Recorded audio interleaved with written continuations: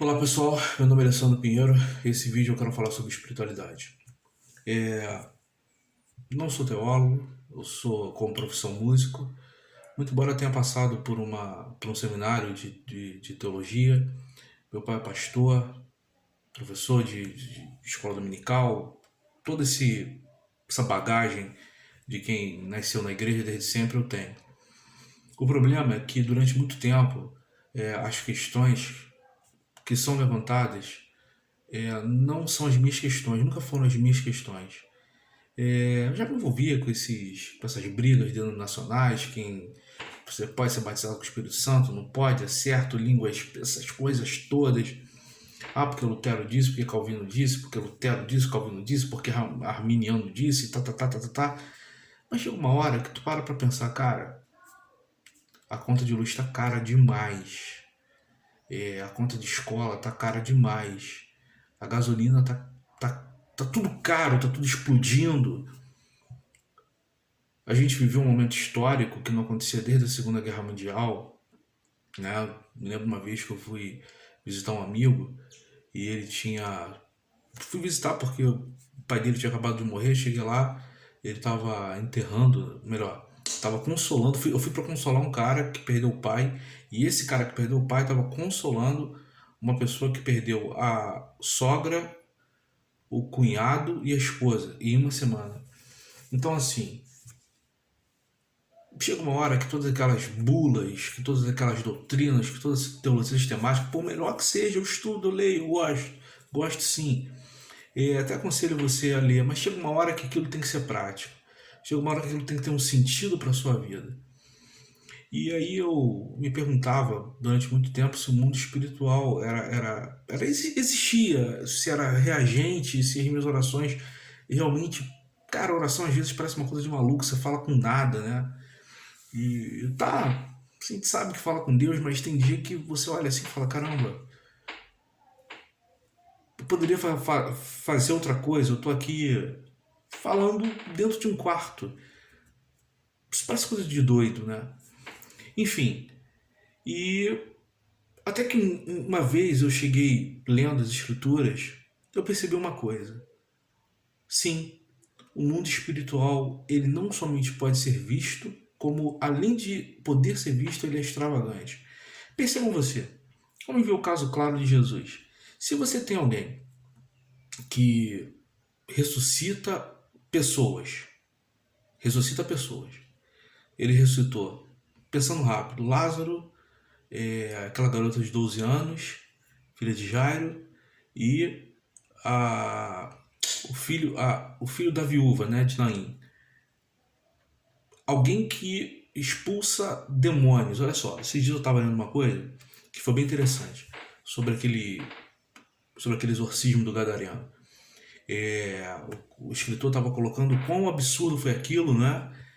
Que quem escreveu sobre Jesus estava querendo chamar nossa atenção para o absurdo que foi aquilo. Você tem uma manada de porcos e que se afoga. Ele estava dizendo número um, porco não se afoga e porco não tem o hábito de andar em grupo.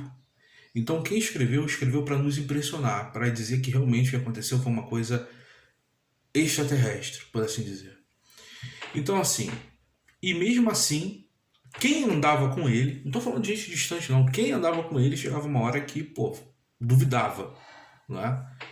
Então você entende que por mais extravagante que o mundo espiritual possa ser, possa se apresentar, não é uma questão de possibilidade ver.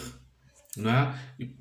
A própria escritura fala que para você ver, você tem que ter o Espírito Santo, tem que destapar os olhos. Ou seja, mas a questão aqui é o seguinte: o mundo espiritual real é extravagante? É possível ver Deus desse modo? Sim. O próprio apóstolo Paulo fala, né, que o que Deus, que se pode conhecer de Deus está na sua criação. Davi fala disso tantas outras vezes.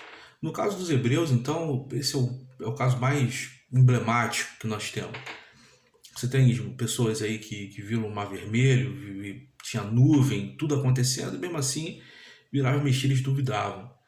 É, Agora, por mais que seja extravagante, como eu já disse, por mais que seja possível ver, como então se pode ver? Né? Porque está tudo aí. As claras, as nuas, é possível ver. Está gritando, Salomão fala que a sabedoria está gritando. É uma coisa, como eu disse, insisto nessa palavra, extravagante, absurda, que chama a atenção, né? E mesmo assim a gente não consegue ver. A solução que eu encontro para isso, lendo hoje Números 11,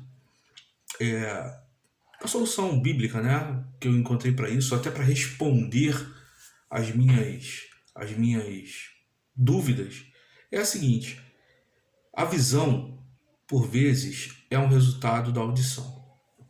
Os hebreus, em Números 11, vivem mais um daqueles episódios de descrença. Ah, mas os hebreus fazem isso. Cara, aquilo ali é uma metáfora, é um arquétipo da minha condição e da sua condição.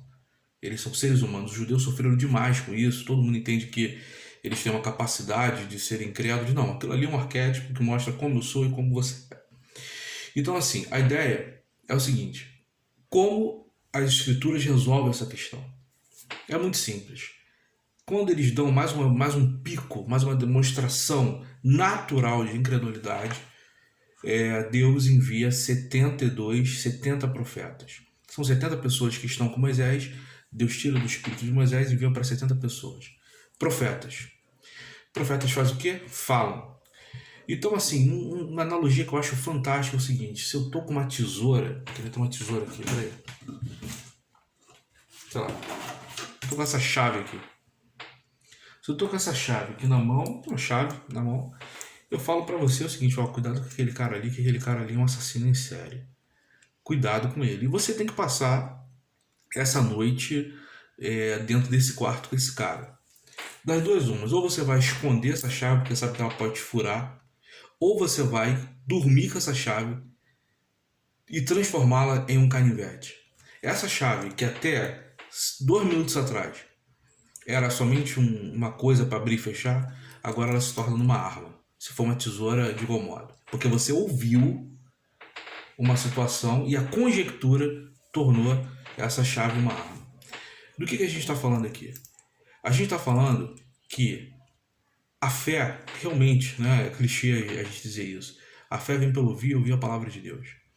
E a nossa aproximação do Senhor deve ser a fim de ouvir as suas instruções, porque é nesse ponto, é dessa forma que a nossa visão ela é aberta. E como a gente faz para ouvir o Senhor?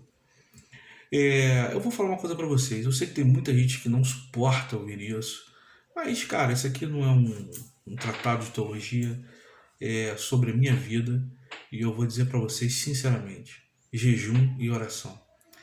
Jesus ele disse claramente, perguntaram para ele: olha só, os teus discípulos não jejuam? Ele falou assim: não é possível, porque o noivo está com eles. Mas vai chegar um dia que o noivo vai ser tirado e eles precisarão jejuar. Bom, esse dia chegou. Há 2000 anos Jesus foi para o céu, está super bem lá no céu. João falou que ele tá lindo, maravilhoso, mas a gente aqui tem as nossas lutas e ele não tirou as lutas, não tirou as aflições, e ainda a gente tem que lidar com um adversário cruel.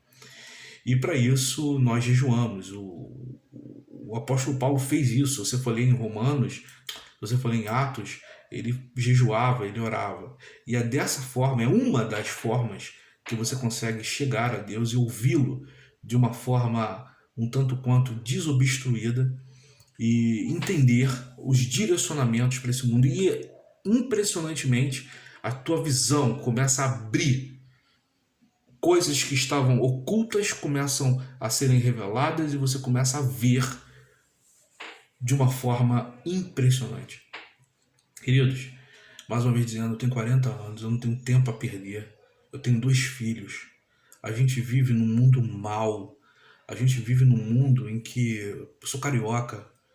A gente vive num mundo que, infelizmente, sabe, você lida com fuzis.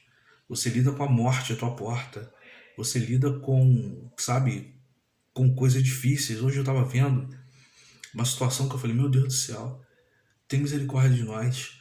Eu tô falando de um país que estava vendo hoje que só pelo fato de você morar no Brasil você paga de juros 11 vezes mais do que um europeu.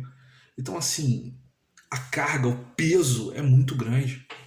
Então, assim, as nossas armas são espirituais em Deus. Uma vez eu, conversando com um amigo, falei com ele, né? Eu estava na direção de um projeto na minha igreja. Eu falei com ele, não, fulano, eu tô em jejum, conversando com ele. Ele falou, pô, por que tu faz isso? Como se fosse uma coisa extravagante, como se fosse uma coisa passada. Eu olhei assim e falei, pô, se não for assim vai ser como? Se não for pelas armas estabelecidas por Deus, vai ser como?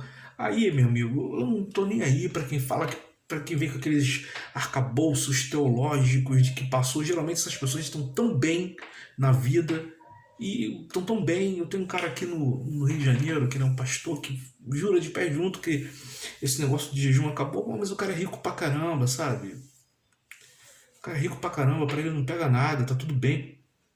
Mas pra gente não. Pra gente não, pra gente a gente é um leão a cada dia.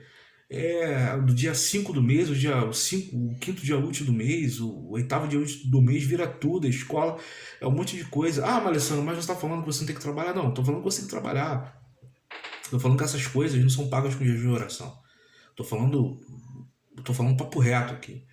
O que eu tô querendo dizer pra você é o seguinte, é que se você trabalhar, naturalmente as contas não serão pagas, mas eu tô dizendo é que por vezes é preciso a gente entender que existem coisas escondidas, possibilidades ocultas, ações divinas que estão sendo impedidas, sabe?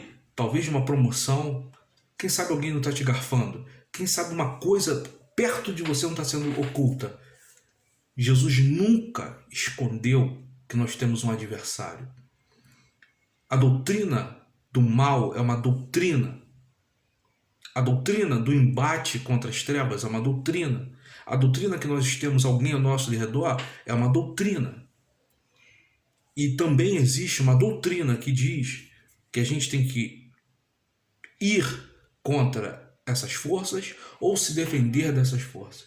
O que a gente não pode é entender que essas coisas não existem, como tem muita gente dizendo por aí, e não nos aconselhando a, sei lá, a ficar longe de Deus. Então é isso, espero que você tenha entendido. Resumindo, o mundo espiritual ele é flagrante, ele é extravagante e a gente não vê porque a gente não ouve. E ouvir a Deus é chegar perto dele. E ele disse que uma das formas de chegar perto dele é pela oração e pelo jejum. Um abraço, fica com Deus, amém e amém.